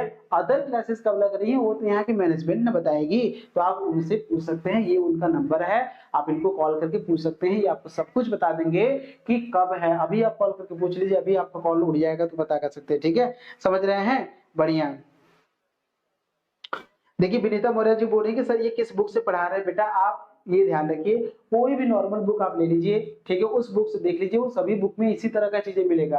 क्वेश्चन बदल जाएंगे लेकिन तरीके यही रहता है, ठीक है, तरीके यही रहता है। समझ रहे हैं, क्लियर है। आइए अगला क्वेश्चन देखिए, देखिए आपके सामने क्वेश्चन है, सो द सीक्वेंस एसएन, यहाँ पे देखिए एक्शन ना कह के क्या बोल रहा है, एसएन कह रहा है, और ये सीक्वेंस आपके सामने है और आपको दिखाना है कन्वर्ज कर रहा है, किस पॉइंट पे कन्वर्ज कर रहा है, 1 पे कह रहा है, किस पॉइंट पे कन्वर्ज कर रहा है, 1 पे। इसका मतलब लिमिट एन टेंडेंस इनफिनिटी पे ये कहां जाना चाहिए, 1 पे जाना चाहिए। समझ रहे हैं, लिमिट एन टेंडेंस इनफिनिटी कहां जाना चाहिए, 1 पे जाना चाहिए। समझ रहे हैं, चलिए बहुत अच्छी बात है। आइए सीक्वेंस को हम लोग सॉल्व करते हैं, ध्यान दीजिए कैसे करेंगे। लिमिट लिखेंगे, लिमिट एन टेंडेंस इनफिनिटी, और यहाँ से क्या लिखेंगे, एक्स एन लिखेंगे। आप लिख सकते हैं एक्स एक्सन नहीं, यहाँ पे एस एन है, क्या है, एस एन है, तो यहाँ लिखेंगे limit n tends infinity, S n की वैल्यू क्या है, 2n² + 1 2n² -1, यही है ना, 2n² + 1 है और 2n² क्या है, -1 है। हम क्या करेंगे, अगर यहाँ पे मान लीजिए लिमिट आप बैठाते हैं डायरेक्ट, तो देखिए क्या बनेगा, इन्फिनिटी यहाँ पे डालेंगे तो इन्फिनिटी होगा ऊपर, और नीचे भी क्या होगा, टोटल इन्फिनिटी हो जाएगा, क्योंकि इन्फिनिटी में आप 2 से मल्टीप्लाई करेंगे तो भी इन्फिनिटी, +1 करेंगे तो भी इन्फिनिटी आ जाएगा, ठीक है, तो इन्फिनिटी ही आएगा। समझ रहे हैं, ऊपर भी इन्फिनिटी बनेगा, नीचे भी इन्फिनिटी बनेगा, तो क्या डायरेक्ट इन्फिनिटी यहाँ पे रख सकते हैं, मुझे जल्दी से बताइए। आप मुझे जल्दी से, क्या आप इन्फिनिटी यहाँ पे रख सकते हैं, मुझे बताइए, क्या आप इन्फिनिटी रख सकते हैं यहाँ पे, बताइए, नहीं रख सकते हैं ना। तो आप ऐसा करिए, ऊपर भी n² कॉमन ले लीजिए, क्या ले लीजिए, ऊपर भी n² या 2n² कॉमन लीजिए, चलिए 2n² ही कॉमन ले लेते हैं, ठीक है। तो अगर आप 2n² कॉमन लेंगे तो यहाँ क्या मिलेगा, यहाँ 1 मिलेगा, यहाँ क्या मिलेगा, 1/2n² मिलेगा, नीचे क्या मिलेगा, 2n² कॉमन ले रहे हैं, यहाँ पे भी, यहाँ 1 मिलेगा, 1/2n²। मैंने अभी आपको क्या बताया, मैंने आपको बताया जो भी n आपको दिखे उसको 1/n का फॉर्म बनाइए, क्या करिए, 1/n का फॉर्म बनाइए, जहां भी n आपको दिखे 1/n का फॉर्म बनाइए। समझ रहे हैं, तभी आप लिमिट रखेंगे तो 1/∞ क्या हो जाती है, 0 हो जाती है, तो आपके काम का रहेगा। ये देखिए इससे कट जाएगा कि नहीं कट जाएगा, जो ऊपर से कॉमन लेके वही नीचे से भी कॉमन लीजिएगा तभी कटेगा। तो आपको क्या मिलेगा, लिमिट मिलेगा, n टेंडेंस इनफिनिटी मिलेगा, यहाँ से क्या मिलेगा, 1/2n² मिलेगा, नीचे क्या मिलेगा, 1 - 1/2n² मिलेगा। अब जब आप लिमिट डालेंगे तो यहाँ देखिए क्या मिलेगा, 1 + 1/∞ मिलेगा, यहाँ से 1 - 1/∞ मिलेगा। इसको सॉल्व करिए तो 1 + ∞ को 0 होता है, 1 - 0 को सॉल्व करेंगे कितना मिलेगा, 1 आएगा। क्या क्लियर है, क्या ये क्लियर है, ठीक है सर। बीए मैथ के लिए है, आदित्य कुशवाहा जी पूछ रहे हैं सर ये बीए मैथ के लिए है। बीए मैथ में देख लीजिए अगर ये टॉपिक है, ठीक है, अगर बीए मैथ में देख लीजिए अगर ये टॉपिक है, टॉपिक क्या है, सीक्वेंस एंड इट्स कन्वर्जेंस, अगर वो सिलेबस में है तो ये है, ठीक है, नहीं है तो नहीं होगा, ठीक है। ये स्पेशली मैं बता दूं बीएससी मैथमेटिक्स के लिए है, लेकिन मैं ये भी बता सकता हूं कि जहां भी बीए मैथमेटिक्स में ये टॉपिक अगर है तो वो टॉपिक आपका रहेगा, देख लीजिएगा, अगर उसमें है तो ये मिलेगा, ठीक है। जो भी बच्चे हमारे साथ और बच्चे जुड़े हैं वो मुझे बताया क्या है, उनको ये क्वेश्चन समझ में आया। अब देखिए मोनोटोनिक सीक्वेंस, हमारा एक वर्ड आया था मोनोटोनिक सीक्वेंस, किसी भी सीक्वेंस को मोनोटोनिक सीक्वेंस कब कहते हैं, ध्यान दीजिएगा। मोनोटोनिक का मतलब होता क्या है, मोनोटोनिक का मतलब है कि सीक्वेंस क्या बढ़ रहा है या फिर घट रहा है, ठीक है। इंक्रीजिंग और डिक्रीजिंग सुने हैं, फंक्शन को इंक्रीजिंग जानते हैं, फलन को आप इंक्रीजिंग करना सीखे होंगे, एप्लीकेशन ऑफ डेरिवेटिव में आपको याद होगा मैक्सिमम मिनिमा का कॉन्सेप्ट वहां पे आता था, ठीक है। मिनिमम वैल्यू मैक्सिमम वैल्यू आप बताते थे, उसी चैप्टर में आपका क्या था, उसी चैप्टर में आपका इंक्रीजिंग और डिक्रीजिंग भी था, ठीक है। आप वर्धमान और ह्रासमान हिंदी में बोलते हैं, क्या बोलते हैं, वर्धमान और ह्रासमान, याद आ रहा है, ये क्लास 12th में आपने पढ़ा होगा। तो फलन का जो वर्धमान और ह्रासमान था, तो कोई फलन हमारा इंक्रीजिंग कब होता था, जब उसका डेरिवेटिव निकालते थे, डिफरेंशिएट करते थे और वो ग्रेटर देन 0 हो जाता था तो फलन इंक्रीजिंग होता था, और यदि डेरिवेटिव करते थे लेस देन 0 तो डिक्रीजिंग हो जाता था। तो वही चीज यहाँ पे भी है, अगर कोई सीक्वेंस हमारी इंक्रीजिंग है, अगर सीक्वेंस हमारी इंक्रीजिंग है तो भी मोनोटोनिक है, अगर सीक्वेंस हमारी डिक्रीजिंग है तो भी मोनोटोनिक है। लेकिन एक को बोलेंगे मोनोटोनिक इंक्रीजिंग सीक्वेंस, यहाँ पे देखिए लिखा हुआ है, देखिए मोनोटोनिक इंक्रीजिंग, और दूसरे को बोलेंगे मोनोटोनिक डिक्रीजिंग। लेकिन ऐसा भी वहां फलन में एक ऐसा भी केस बनता था कि फलन is neither increasing nor decreasing, ऐसा भी बनता था, नाइदर इंक्रीजिंग नॉर डिक्रीजिंग। तो यहाँ पे अगर ऐसा केस बन गया तो वो मोनोटोनिक नहीं होगा, कोई एक सीक्वेंस या तो इंक्रीजिंग हो रहा है, डिक्रीजिंग अगर दोनों हो रहा है तो आपका वो मोनोटोनिक नहीं होगा। तो डेफिनेशन पे आ जाते हैं, वही अगर आप डेफिनेशन भी देखेंगे तो डेफिनेशन भी वही है, समझ रहे हैं, डेफिनेशन भी आपका वही है जो मैंने आपको बताया। देखिए अ sequence x n is called monotonic sequence और वो आर मोनोटोन सीक्वेंस, या तो मोनोटोनिक सीक्वेंस कह सकते हैं या फिर मोनोटोन सीक्वेंस कह सकते हैं if it satisfies one of the following condition, एक भी कंडीशन अगर सेटिस्फाई कर दिया तो मोनोटोनिक हो जाएगा, वन ऑफ द फॉलोइंग, समझ रहे हैं, एक ही करना चाहिए। देखिए एक्शन ग्रेटर और equal to x n plus one, मतलब हर पिछला टर्म अगले टर्म से बड़ा होना चाहिए। देखिए एक्शन क्या है, पिछला है, और एक्शन प्लस वन क्या है, अगला टर्म है, तो पिछला टर्म अगले टर्म से बड़ा होगा तो वो मोनोटोनिक हो जाएगा। या फिर ओ आर है, ओ आर, या फिर हर पिछला टर्म, ये पिछला है क्योंकि एक्शन है और एक्शन प्लस वन अगला होता है, हर पिछला टर्म अगले टर्म से छोटा हो जाए तो भी वो मोनोटोनिक हो सकता है। तो इन दोनों में से कोई भी एक कंडीशन को अगर उसने सेटिस्फाई कर लिया तो वो मोनोटोनिक हो जाएगा, क्या हो जाएगा, मोनोटोनिक हो जाएगा। समझ में आया, मोनोटोनिक सीक्वेंस का मतलब समझ में आया आपको, मोनोटोनिक क्लियर है, कोई भी सीक्वेंस अगर क्लियर समझ में आ रहा है कि नहीं, समझ रहे हैं, बढ़िया क्लियर है भाई, समझ रहे हैं, चलिए बहुत अच्छी बात है, बहुत अच्छा लग रहा है ऑक्सफोर्ड क्लासेस, ठीक है, बढ़िया है, बहुत अच्छी बात है कि आप अच्छा काम कर रहे हैं, आप इसी तरह से आगे भी करते रहिए, बहुत अच्छी बात है, ठीक है। ध्यान दीजिए, तो किसी भी सीक्वेंस को मोनोटोनिक हम कब कहते हैं ये आपको देख सकते हैं, और उसी में फिर बात बोलता है अगर पहले देखिए दूसरा वाला कंडीशन अगर सेटिस्फाई होता है, देखिए दूसरा वाला है ना action plus one greater than action, तो दूसरा ही तो है, अगर दूसरा वाला सेटिस्फाई होता है तो मोनोटोनिक इंक्रीजिंग बोलेंगे, और पहला वाला सेटिस्फाई होता है तो मोनोटोनिक डिक्रीजिंग बोले, वही डिफिनेशन है, अ sequence x n is called monotonic increasing sequence if, या फिर नॉन डिक्रीजिंग भी बोलते हैं, क्या बोलते हैं, देखिए मोनोटोनिक नॉन डिक्रीजिंग भी बोलते हैं, ठीक है। मोनोटोनिक इंक्रीजिंग को हम दूसरा नाम क्या देते हैं, मोनोटोनिक नॉन डिक्रीजिंग, इंक्रीजिंग का मतलब क्या, नॉन डिक्रीजिंग हुआ, तो इसका मतलब है action plus one greater than action होगा। देखिए समझ रहे हैं, एग्जांपल देखिए आपके सामने ये है, 1 है 3 है 5 है 7 है, देख सकते हैं, आप खुद बताइए, ये जो टर्म है 1 है ना, मतलब पहला टर्म में 1 आया, फिर दूसरे में क्या है 3 और फिर 5, आप खुद बताइए 1 के बाद 3 आ रहा है और 3 के बाद क्या आ रहा है 5 आ रहा है, फिर 5 के बाद क्या आ रहा है 7 आ रहा है, तो ये बढ़ रहा है कि घट रहा है, बताइए बढ़ रहा है कि घट रहा है, बढ़ ही रहा है ना। तो इस तरह के सीक्वेंस को हम क्या बोलेंगे, मोनोटोनिक इंक्रीजिंग सीक्वेंस कहेंगे, क्या बोलेंगे, मोनोटोनिक इंक्रीजिंग सीक्वेंस कहेंगे। और मोनोटोनिक डिक्रीजिंग सीक्वेंस किसे कहेंगे, बढ़िया देखिए, मोनोटोनिक इंक्रीजिंग सीक्वेंस किसे कहेंगे, अ sequence x n is called monotonic decreasing sequence, OR और नॉन इंक्रीजिंग सीक्वेंस बोलेंगे, ठीक है। मोनोटोनिक नॉन इंक्रीजिंग सीक्वेंस जब पहला कंडीशन सेटिस्फाई हो जाएगा, एक्शन प्लस वन हर अगला टर्म पिछले टर्म से छोटा हो जाता है, तो उसे क्या बोलते हैं, मोनोटोनिक डिक्रीजिंग सीक्वेंस बोलते हैं, ठीक है। और स्ट्रिक्टली जब बोलेगा, जब स्ट्रिक्टली आ जाएगा, स्ट्रिक्टली में बस ये ध्यान रखना है, यहाँ पे ग्रेटर आर इक्वल टू का साइन है, तो इक्वल टू को हटा देंगे तो स्ट्रिक्टली हो जाएगा। देखिए दोनों डिफिनेशन में यहाँ पे देखिए इक्वल टू का साइन है, इक्वल टू को हटा देंगे तो मोनोटोनिक इंक्रीजिंग हो जाएगा स्ट्रिक्टली, और यही जब इसमें बात करेंगे तो वो स्ट्रिक्टली मोनोटोनिक डिक्रीजिंग यहाँ पे हो जाएगा। क्लियर है?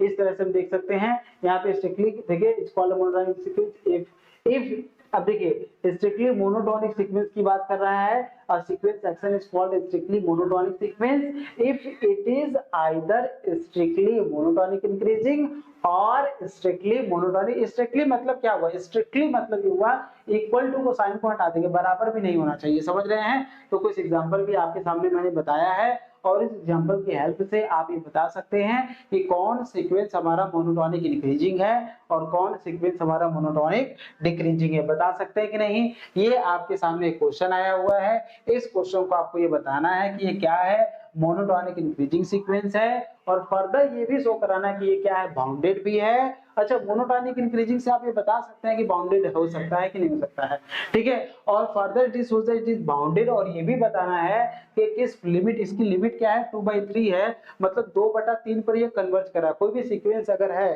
समझ रहे हैं कि नहीं? क्लियर है? 2/3 पे क्या कर रहा है, ये कन्वर्ज कर रहा है, ये आपको क्लियर हो रहा है, ठीक है। क्लियर है भाई? चलिए, बहुत अच्छी बात है, ध्यान दीजिए। अब ये जो सीक्वेंस है आपका क्या है, एक्शन, एक्शन बराबर क्या है, 2n - 7 और 3n+2, ठीक है।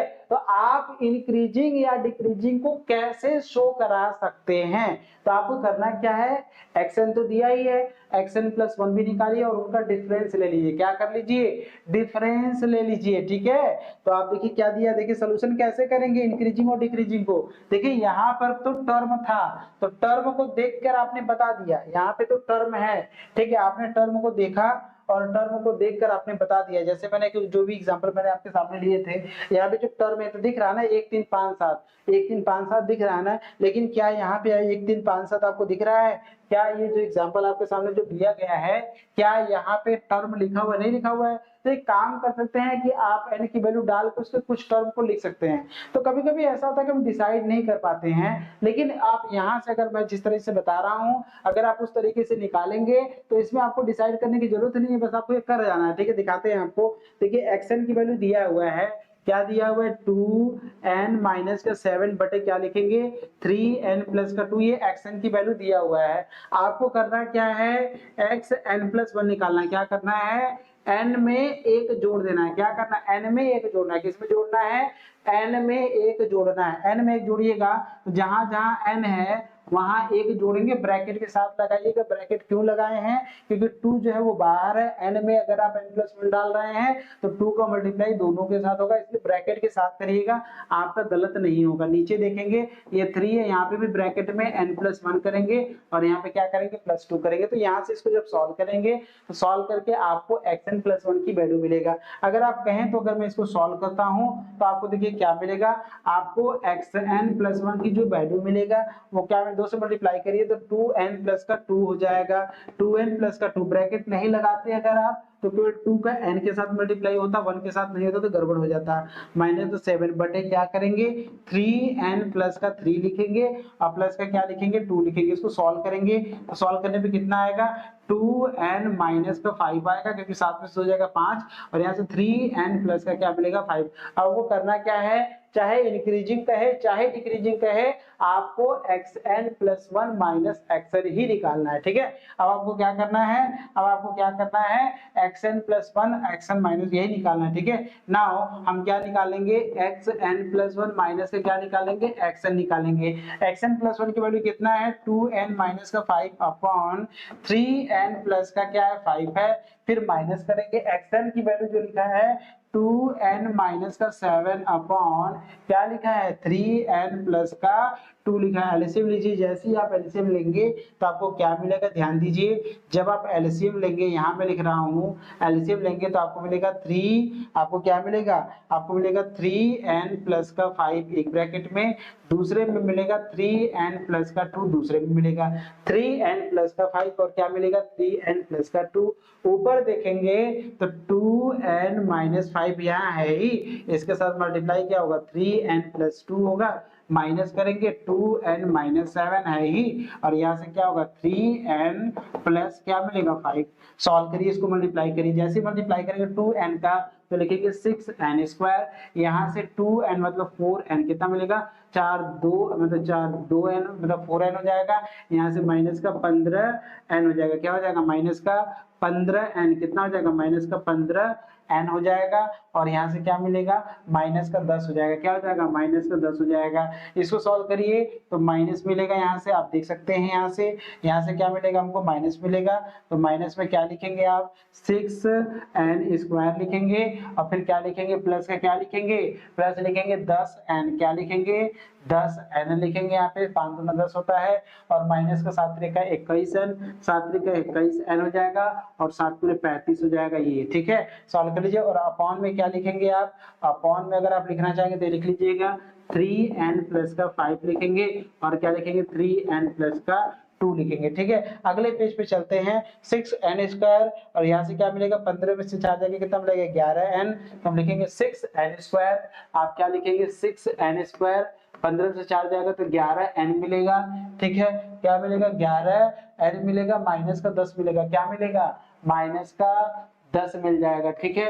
और फिर माइनस लिखेंगे, यहाँ से देखिए क्या लिखेंगे आप, ठीक है। यहाँ से देखिए 6n स्क्वायर, और 21 में से 10 जाएगा तो कितना मिलेगा 11n, तो आप लिखेंगे 6n square, 6n square minus का 11n, ठीक है। माइनस का क्या लिखेंगे 11n लिखेंगे, प्लस का माइनस का 35 क्या लिखेंगे माइनस का 35 लिखेंगे, पूरे के बटा क्या लिखेंगे आप, जब बटा की बात आती है तो लिखेंगे 3n प्लस का 5, 3n प्लस का 2, तो आप लिखेंगे 3n प्लस का 5 लिखेंगे, और क्या लिखेंगे 3n प्लस का 2 लिखेंगे। इस माइनस को मल्टीप्लाई करें तो क्या मिलेगा 6n स्क्वायर 11n माइनस का 10, और यहाँ से 6n स्क्वायर प्लस का 11n मिलेगा, समझ रहे हैं, और माइनस का प्लस हो जाएगा 35 हो जाएगा, और बटा कितना मिलेगा 3n प्लस का 5, और क्या मिलेगा 3n प्लस का 2 मिलेगा, ये इससे कटेगा ये इससे कटेगा, 10 में से 35 घटेगा तो कितना मिलेगा 25, 25 बटे क्या मिलेगा 3n प्लस का 5 मिलेगा,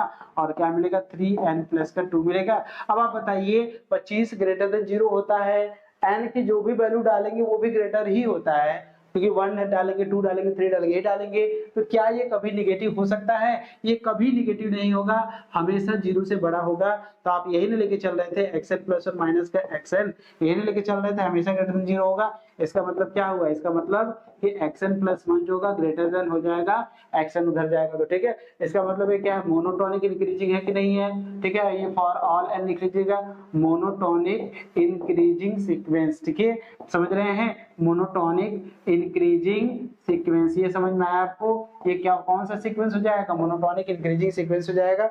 ये आपका पहला क्वेश्चन हुआ, क्लियर है, ये आपका पहला क्वेश्चन मैंने किया, क्या ये आपको समझ में आया, क्या ये जो बातें मैंने यहाँ पे बताई हैं क्या आपको ये बात समझ में आया मोनोटोनिक इंक्रीजिंग सीक्वेंस का, क्या ये कहानी आपको समझ में आई, ऐसी जो बातें मैंने आपको बताया है मोनोटोनिक सीक्वेंस का, क्या ये आपको बात समझ में आया, क्या ये क्लियर है आपके सामने, क्या ये ऐसी चीजें आप कर पाएंगे, एक्सन प्लस और माइनस एक्सन निकाल के आप कर सकते हैं। तो मोनोटोनिक इंक्रीजिंग की सीक्वेंस समझ में आया, क्लियर है, समझ रहे हैं कि नहीं, क्लियर है ना, बढ़िया, बहुत बढ़िया, मोनोटोनिक इंक्रीजिंग सीक्वेंस हो गया। अब आप क्या करेंगे, इसको थोड़ा सा एक्सपेंड करिए, इंक्रीजिंग सीक्वेंस है ये तो शो करा लिया आपने, ठीक है, इंक्रीजिंग तो है यहाँ पे, देखिए इंक्रीजिंग तो हो गया, लेकिन आप ये दिखाना कि बाउंडेड है, क्या है बाउंडेड, अच्छा मोनोटोनिक इंक्रीजिंग है, ध्यान दीजिएगा मोनोटोनिक इंक्रीजिंग है, ठीक है। तो मोनोटोनिक इंक्रीजिंग है तो पहला जो पॉइंट होगा, अगर आप n बराबर 1 इसमें डालते हैं तो क्या मिलेगा खुद बताइए, आपका जो टर्म है वो क्या है, आपका जो टर्म है xn बराबर 2n माइनस का 7 3n प्लस का 2 2n माइनस का 7, यही है ना, देखिए xn बाउंडेड की हम बात कर रहे हैं, किसकी बात कर रहे हैं बाउंडेड, तो बाउंडेड के लिए देखिए क्या करेंगे, xn बराबर क्या है 2n माइनस का 7 अपॉन 3n प्लस का 2, यही है क्या 3n प्लस का 2, यही है ना। तो इसका मतलब अगर आप x1 की बात करते हैं तो कितना मिलेगा 2, यहाँ पे 2 डालेंगे माइनस का 7, तो 2 माइनस का 7 अपॉन 3 प्लस का 2 सॉल्व करेंगे माइनस का 5/5 सॉल्व करके कितना मिलेगा -1 मिलेगा। अब यहाँ से क्या करेंगे x2 निकालेंगे तो दूना 4 माइनस का 7 बटे 3 दूना 6 हो जाएगा और प्लस का 2 तो यहाँ से कितना मिलेगा 4 में से 3 जाएगा 3 बटे कितना मिलेगा 8 मिलेगा। ठीक है, तो इसका मतलब क्या है, इसका मतलब ये है माइनस में मिलेगा।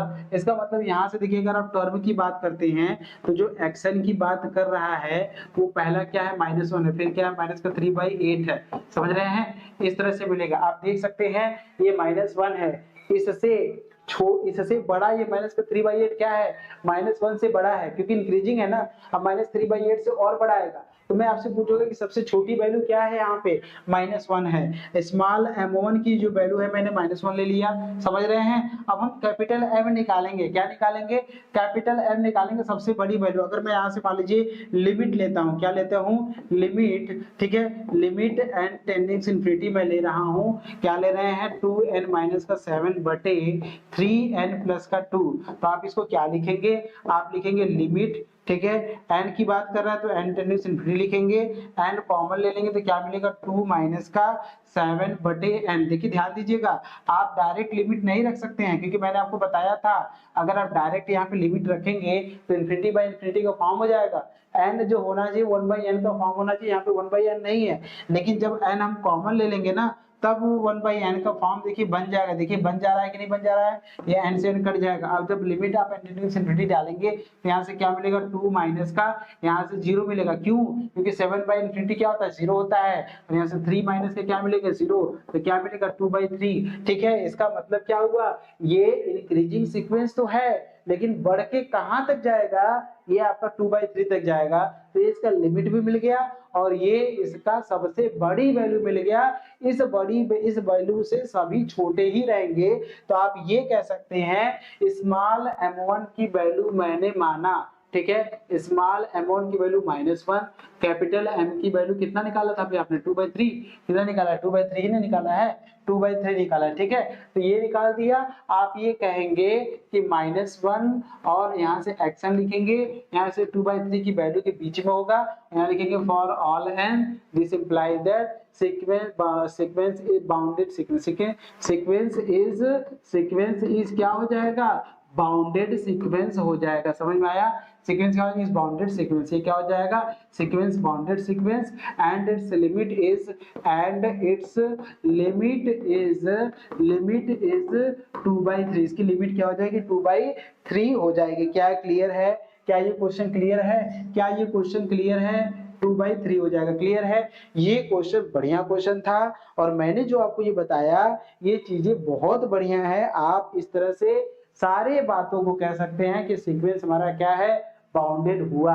और ये बात हमेशा ध्यान रखिएगा, सीक्वेंस जो है इंक्रीजिंग हो रहा है, सीक्वेंस या डिक्रीजिंग हो रहा है, लिमिट एंड टेंडेंस इनफिनिटी अगर आप करते हैं, अगर सीक्वेंस इंक्रीजिंग है तो सबसे बड़ी वाली वैल्यू बताएगा, अगर सीक्वेंस हमारी डिक्रीजिंग है तो सबसे छोटी वैल्यू बताएगा। समझ रहे हैं, क्लियर है कि नहीं है, क्लियर है कि नहीं है। तो ये जो क्वेश्चन में जितनी भी बातें आपसे पूछा था कि सीक्वेंस को हमें प्रूव करना है कि मोनोटोनिक इंक्रीजिंग है, मैंने मोनोटोनिक इंक्रीजिंग दिखा दिया, हमें शो कराना है कि बाउंडेड है, मैंने बाउंडेड भी शो करा दिया, मैंने आपको लिमिट दिखाना था तो लिमिट भी मैंने आपको 2/3 दिखा दिया। तो ये क्वेश्चन इस तरह से अगर आएगा आपके एग्जाम में तो क्या आप सीक्वेंस से कर पाएंगे, इस तरह के क्वेश्चन कर पाएंगे कि नहीं कर पाएंगे। इसके बाद का जो हमारा टॉपिक होगा हमारा कॉची सीक्वेंस होगा, डेफिनेटली आप आइएगा जरूर। कॉची सीक्वेंस में आपको और भी बढ़िया तरीके से बताऊंगा, इसमें अगर कोई थ्योरम होगा तो थ्योरम भी देख लेंगे, लेकिन हम लोग कॉची सीक्वेंस की शुरुआत करेंगे। समझ रहे हैं, कोई भी बुक उठा के आप उसके क्वेश्चन को सॉल्व कर सकते हैं और जितनी भी मैंने आपको बातें बताया अगर उसको समझ सकते हैं तो मैंने आपको अभी तक कई सारी चीजें बताया। मैंने सीक्वेंस कैसे कहते हैं मैंने आपको वो बताया,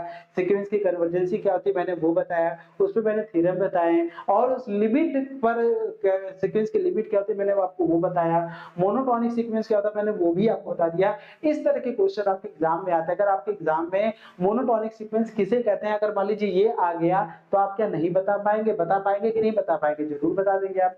मोनोटोनिक सीक्वेंस किसे कहते हैं ये बता सकते हैं ना, बता दीजिएगा। इतनी ध्यान से, इतने आराम से अगर मैं आपको बता रहा हूँ, एक भी क्वेश्चन आपका छूटना नहीं चाहिए। जो भी मैं पढ़ा रहा हूँ ये सभी क्वेश्चन आपके एग्जाम में किसी न किसी साल पूछे हुए हैं। मैं 3 से 4 साल का पेपर मैं आपको दूंगा और आप देखिएगा जितने भी चीजें मैंने आपको बताया है यहाँ पे वो सभी किसी न किसी ईयर्स में पूछा हुआ है। समझ रहे हैं? चलिए एक छोटी सी इंफॉर्मेशन है उन बच्चों के लिए जो हमसे आगे जुड़ना चाहते हैं, तो मैं उनको बता दूं, अगर वो हमसे जुड़ना चाहते हैं तो उनको हमको क्या करना है। देखिए अभी कुछ वीडियो हमारे YouTube पे, तो क्योंकि आप YouTube पे लाइव देख रहे हैं तो ठीक है, अभी कुछ वीडियो हमारे YouTube पे तो फ्री जाएंगे, लेकिन उसके बाद जो होगा वो नहीं जाएगा। और एक बात मैं बता दूं, जो भी बच्चे अभी हमको कमेंट किए हैं, ये कमेंट जो है YouTube लाइव खत्म होने के बाद खत्म हो जाता है, ठीक है।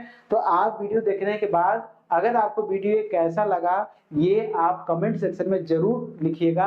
अभी नहीं, जब मैं लाइव खत्म कर दूंगा उसके बाद आप जरूर लिखिएगा, क्योंकि उस समय का जो होता है वो आपका उसमें लिखा रहता है। समझ रहे हैं? तो आप ये जरूर लिखिएगा कि आपको कैसा लगा, ठीक लगा तो, नहीं लगा तो वो भी मेंशन करिए कि आपने कैसा बताया। समझ में आ रहा है? क्लियर है? आइए, तो ये मैं बता देना चाहता हूँ, ये कोर्स चार्ज है 1250 रुपए।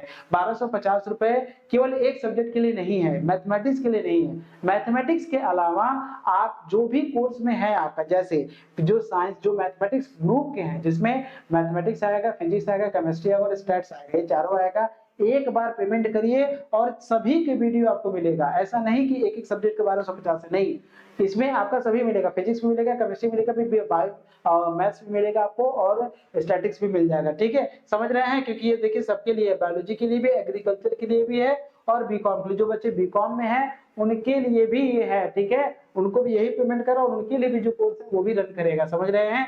इसमें आपको क्या मिलेगा? ऑनलाइन क्लासेस मिलेगा और लाइव डाउट सेशन मिलेगा, क्लास हैंडरिटन नोट्स भी आपको मिलेगा जो पढ़ा रहे हैं, और प्रीवियस ईयर के पेपर सेक्शन भी आपको मिलेंगे, और वन शॉट आपका ये भी मिलेगा, जो भी यूनिट हम कंप्लीट करेंगे उसका निचोड़ एक वीडियो हम ऐसा बनाएंगे जो पूरे यूनिट को कवर करेगा। समझ रहे हैं? वो भी आपको मिलेगा। आपको बस मेरे साथ जुड़े रहना है और जुड़ के देखना। अगर ये चीजें आपको समझ में आ रही है, आप ये सोचिए कि मैथमेटिक्स के सबसे टफेस्ट टॉपिक को आप टच कर रहे हैं, इसके बाद की जितनी भी टॉपिक है सब आपको सिंपल लगेगा। ठीक है, अगर ये आपको सिंपल लग रहा है तो सोचिए वो कितना सिंपल लगेगा आपको। समझ पा रहे हैं? क्या ये क्लियर हो रहा है आपको? क्लियर हो रहा है ना? चलिए, जो भी बच्चों को अगर कोई डाउट होता है तो आप इस नंबर पे कॉल कर लेंगे। आपको जुड़ना है तो आपको करना क्या है, आपको डीएनएस एजुकेटर मतलब प्ले स्टोर से डीएनएस एजुकेटर डाउनलोड करना है, और वो पेमेंट जब कर देंगे तो फिर उसके बाद आपका सब कुछ लॉगिन हो जाएगा। ठीक है, हम लोग कोर्स जो है 3 मंथ में कंप्लीट करेंगे। हम लोग कोर्स कितने मंथ में कंप्लीट करेंगे? 3 मंथ में। आपके ऐप पर वो 3 मंथ तक नहीं रहेगा, वो 1 साल तक रहेगा। कितने साल तक रहेगा? 1 साल। ये बड़ी बात है, हम 3 महीने में कंप्लीट करेंगे। बहुत सारे बच्चों का एग्जाम नवंबर में ही शुरू हो जाएगा, और आप सोचिए अभी अगस्त चल रहा है, तो नवंबर तक आते तब अपने सिलेबस को कंप्लीट कर देंगे। इतना जल्दी सिलेबस आपके कॉलेज में भी नहीं कंप्लीट होगा, जहां भी आप कोचिंग करेंगे ऑफलाइन वहां पे भी नहीं होगा। समझ रहे हैं? तो आपके लिए बहुत बढ़िया चीज आने वाला है, आपको जुड़ना है, और इतनी बढ़िया तरीके से आपको कहीं भी नहीं मिलेगा। ठीक है, मिलते हैं नेक्स्ट लेक्चर में, और वहां भी आप जरूर जुड़िएगा, आगे इसी प्लेटफॉर्म पे आपको मिलेगा। ठीक है, लाइव में ही। ठीक है, ठीक है बच्चे।